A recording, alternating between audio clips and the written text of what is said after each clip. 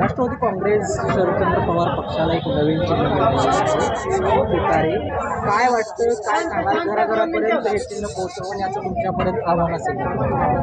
आमच्याकडे आव्हान असं काही नाहीये.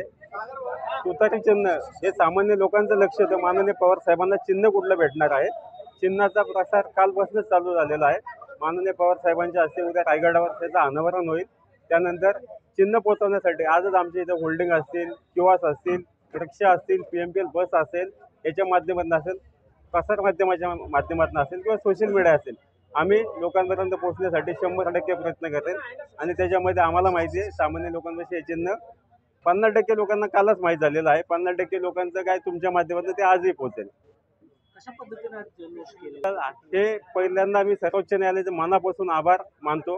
त्यांनी ही लोकशाही जिवंत ठेवण्यासाठी जे निवडणूक आयोगाला आदेश दिले होते, जे भाजप सरकार असेल किंवा अजित पवारांचा गट असेल, यांनी जे ऑब्जेक्शन घेतलं होतं माननीय पवार साहेबांच्या पक्षावर चिन्हावर, त्याला माननीय सुप्रीम कोर्टाने नाकारून लोकशाही जिवंत ठेवण्यासाठी निवडणूक आयोगाला आदेश दिले व त्याचं पालन काल निवडणूक आयोगाने केलंय. व तुतारी हे चिन्ह जे विजयाचं प्रतीक आहे ते माननीय पवार साहेबांना दिलेलं आहे. काय सांगाल एकंदरीत आज शरद पवार गटाला तुतारी भेटलेली आहे? खरं तर काल रात्रीपासूनच सगळीकडे आनंदोत्सव साजरा होत आहे. तुतारी ही विजयाची निशाणी आहे आणि यापूर्वी ज्या काही लढाया लढल्या जात होत्या, शिवाजी महाराज जेव्हाही कुठला एक विजयी करून यायचे तेव्हा आनंदाचं वातावरण निर्माण होण्यासाठी त्या ठिकाणी तुतारी वाजवून आपला आनंदोत्सव साजरा करायला जायचा. तुतारी आपलं पारंपरिक वाद्य आहे आणि त्याच्यामध्ये आनंदोत्सव साजरा करण्यासाठी खरं तर आम्हाला अतिशय आनंद होतोय की एक वेगळ्या प्रकारचं एक सांस्कृतिक चिन्ह आपल्याला मिळालेलं आहे आणि ते लोकांपर्यंत खरं तर कालच पोहोचलेलं आहे. समाज माध्यमांनी, प्रसिद्धी माध्यमांनी ते सामान्य जनतेपर्यंत पोहोचवण्याचं काम केलेलं आहे. जरी त्या निवडणुकीच्या ऐन वेळेत आम्हाला मिळालं असलं तरी सुद्धा सामान्य जनता ही वाट बघून होती की पक्ष जरी पवार साहेबांचा खेचला असेल तरी पक्षाला नाव मात्र शरदचंद्र पवार साहेबांच्याच नावाने मिळालेलं आहे. आणि चिन्ह कोणतंही असू, इथून मागे एवढा सोशल मीडिया ॲक्टिव्ह नसताना सुद्धा पवार साहेबांचं चिन्ह हे वेळोवेळी प्रत्येक इलेक्शनला वेगवेगळं चिन्ह जनतेपर्यंत पोहोचलेलं आहे आणि जनतेने निश्चित त्या चिन्हाचा विजय उमेदवार निवडून दिलेला आहे.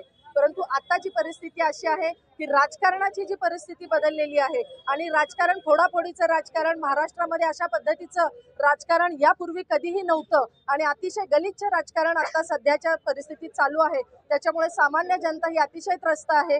पक्ष फोडणं, चिन्ह घेणं हे सामान्य जनतेला मान्य नाही. त्यामुळे सामान्य जनताच वाट बघून होती की यांना चिन्ह कोणतं मिळणार आहे. सुप्रीम कोर्टने जो काही निकाल दिला आणि काल रात्रीत आम्हाला जे चिन्ह मिळालेलं आहे, आम्ही अतिशय आनंदी आहोत. आणि येणारा काळ हा महाविकास आघाडीचाच, म्हणजेच या सामान्य जनतेसाठी काम करणाऱ्या